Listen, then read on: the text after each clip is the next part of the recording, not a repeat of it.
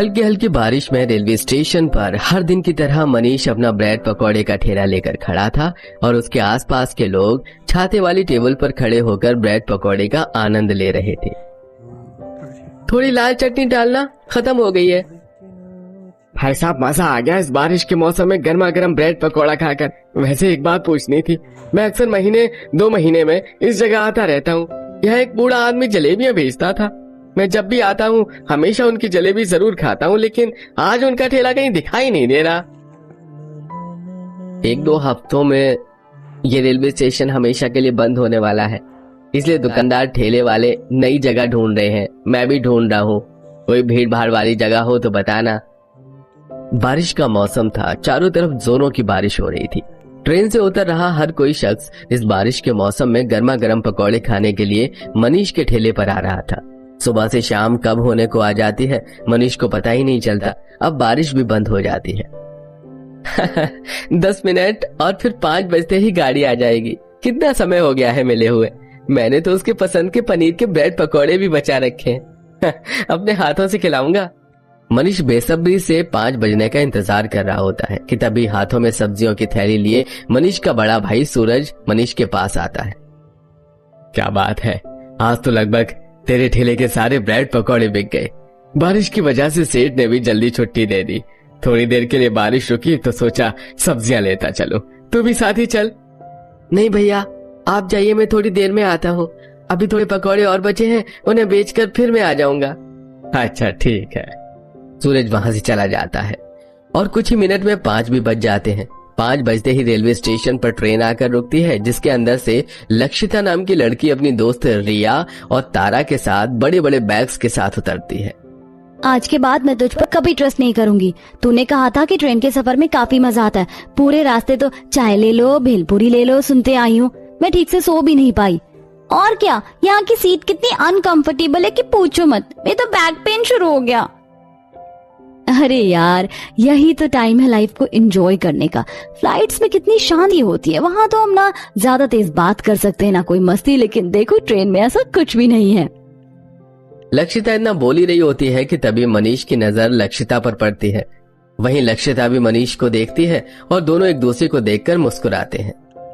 अरे रिया, ये लक्षिता उस ब्रेड पकौड़े वाले को देखकर क्यों मुस्कुरा रही है? इसका कोई रिश्तेदार है क्या? देखने से तो ऐसा ही लग रहा है।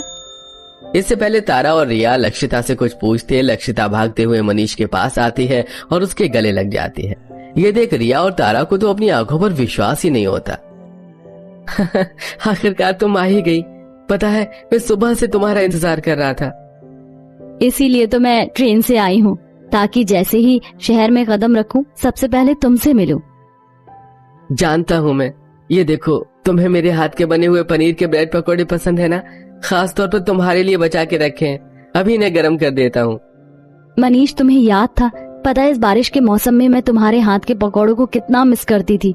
अब जल्दी से गर्मा गर्म चाय के साथ पकौड़े लगा दो, दोनों मिलकर खाएंगे। लक्षिता, ये सब क्या है? कहीं ये पकौड़े वाला तेरा बॉयफ्रेंड तो नहीं? अगर मैं गलत नहीं हूँ तो तुम कोचिंग क्लास वाले मनीष हो ना, जो स्कूल टाइम पर हमारे साथ पढ़ता था? हाँ, सही कहा तुमने। मैं तुम लोगों के साथ ही कोचिंग पढ़ता था, लेकिन पिताजी का काम बंद होने के बाद मेरे और मेरे भाई की पढ़ाई का खर्चा उठाने वाला कोई भी नहीं था।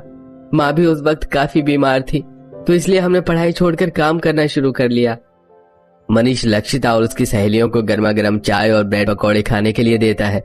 थोड़ी देर बाद लक्षिता की गाड़ी आ जाती है और अब तीनों सहेलियां गाड़ी में बैठकर घर की ओर जाने लगती हैं। तेरा दिमाग तो नहीं खराब हो गया?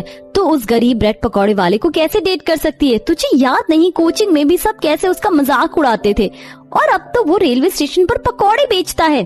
तो क्या हुआ यार, मैं तो मनीष को कोचिंग टाइम से ही पसंद करती हूँ, और अगर वो पकौड़े बेचता है तो उसमें क्या दिक्कत है? भीख तो नहीं मांग रहा, मेहनत करके पैसे तो कमाता ही है। ओह गॉड लक्षिता, इस प्यार ने तो तेरी आंखों पर पट्टी बांधी है। अरे ये कोई फिल्म का सीन नहीं है जहाँ कोई अमीर लड़की गरीब लड़के से प्यार करे और जिंदगी भर खुश रहे। ये रियल लाइफ है, समझी तू? लक्षिता को अपनी सहेलियों की किसी भी बात से कोई फर्क नहीं पड़ता और वो घर पहुंचकर आराम करती है।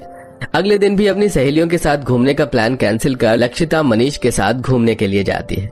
आए दिन लक्षिता और मनीष का यूं मिलना रिया और तारा दोनों को ही पसंद नहीं होता और वो दोनों लक्षिता की पीठ पीछे उसके घर जाती हैं और उसके माता पिता को सारी बात बता देती हैं। तो वहीं दूसरी तरफ लक्षिता और मनीष पार्क में बैठे थे। मनीष 4 बज गए हैं, मौसम भी अब बदल रहा है, लगता है जोरों की बारिश शुरू होने वाली। मेरे ख्याल से अब हमें निकलना चाहिए। ऐसी बारिश में तो भीगने का मजा ही कुछ और है।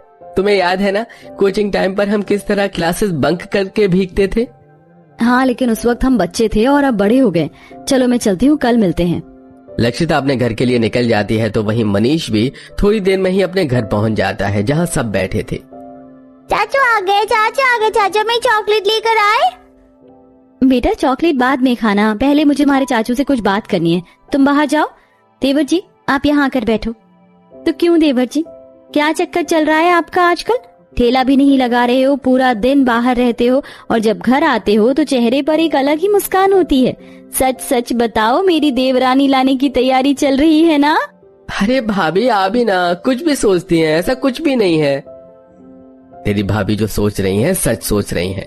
शादी से पहले मैं भी तो यही सब करता था। अब बता कौन है वो लड़की? अपने घर वालों के पूछने पर मनीष उन्हें लक्षिता के बारे में बताता है, जिसे सुनकर वो खुश तो होते हैं लेकिन लक्षिता के इतने अमीर परिवार होने की वजह से उन सबको थोड़ी फिक्र भी सताती है। तुम दोनों एक दूसरे से प्यार करते हो, लेकिन क्या लक्षिता के माँ बाप तुम्हारी शादी के लिए मानेंगे? लक्षिता के माँ बाप काफी अच्छे हैं, वो लक्षिता से बहुत प्यार करते हैं, तो मुझे नहीं लगता कि वो शादी के लिए इनकार करेंगे। माँ जी, देवर जी की बातों से लग रहा है कि वो तो प्यार में पूरे डूब गए हैं। वैसे तो हमारे यहाँ शादियाँ सर्दियों में होती हैं, लेकिन देवर जी को देखकर लग रहा है कि वो तो इस बारिश के मौसम में ही शादी कर लेंगे। जहाँ एक तरफ मनीष के घर में सभी काफी खुश थे तो वहीं लक्षिता जैसे ही अपने घर पहुँचती है तो लक्षिता के पिता उस पर हाथ उठा देते हैं। आप क्या कर रहे हैं? जवान लड़की पर कोई हाथ उठाता है क्या? अरे ये जो हमारे मुंह पर कालिक पोत रही है उसका क्या? तुझे शर्म नहीं आई एक ठेले वाले के साथ चक्कर चलाते हुए? वो तो अच्छा हुआ कि तारा रिया ने हमें सब कुछ बता दिया। अच्छा हुआ पापा आपको सब पता चल गया, वरना मैं आपको खुद बताने वाली थी। मैं मनीष से बहुत प्यार करती हूँ। अब वो एक ठेले वाला हो या कोई बिजनेसमैन, मुझे उसे कोई फर्क नहीं पड़ता। मैं शादी करूंगी तो सिर्फ मनीष से, वरना कुंवारी मर जाऊंगी। बहुत जुबान चलने लग गई है तेरी। भूल मत तेरा बाप हूँ मैं, जिद पर आ गया तो दुनिया को आग लगा दूंगा। लक्षिता का फोन छीनकर राजीव उसे कमरे में बंद कर देता है। वहीं अगली शाम मनीष हर रोज की तरह रेलवे स्टेशन पर चाय पकौड़े बेचते हुए लक्षिता का इंतजार कर रहा होता है। अरे आज तो 5:30 हो गए और लक्षिता भी अभी तक नहीं आई। लगता है बारिश की वजह से रास्ते में कहीं फंसी होगी। जैसे ही आएगी उसे अपनी माँ के हाथों का हलवा खिलाऊंगा, खास तौर पर माँ ने लक्षिता के लिए भेजा है। तभी पीछे से कुछ गुंडे आते हैं और मनीष को घेर लेते हैं।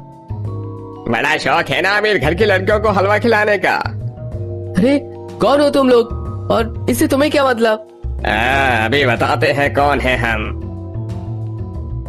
राजीव मनीष को मारने के लिए कुछ गुंडे भेजता है। वो सभी गुंडे मिलकर मनीष का ठेला और सामान तोड़ देते हैं और उसके बाद मनीष की काफी पिटाई करते हैं। थोड़ी देर में वहाँ पुलिस आ जाती है, जिसे देखकर वो गुंडे भाग जाते हैं। आसपास के दुकानों के लोग मनीष को जल्दी से अस्पताल ले जाकर पट्टी करवाते हैं, जिसके बाद वो सब मनीष को घर छोड़कर जाते हैं। मनीष की ऐसी हालत देखकर शोभा बहुत रोती है। कितना बेरहमी से मारा मेरे बेटे को। आखिरकार क्या कसूर था इसका कि इसने कमी लड़की से प्यार किया? मैं उन्हें छोड़ूंगी नहीं। भगवान वो अमीर है, हम उनका चाह कर भी कुछ नहीं बिगाड़ सकते। दूसरी तरफ राजीव सारी बात लक्षिता के कमरे में जाकर उसको खुद बताता है, जिसे सुन। क्या मिला? एक गरीब की रोजी रोटी छीनकर आपने बहुत गलत किया है। भगवान आपको कभी माफ नहीं करेगा। आपको क्या लगता है ये सब करने से मेरा प्यार मनीष के लिए कम हो जाएगा? ऐसा कभी नहीं होगा। अरे ये तो बस शुरुआत है। अगले हफ्ते तेरी सगाई मैं अपने बिजनेसमैन के बेटे से करवा रहा हूँ।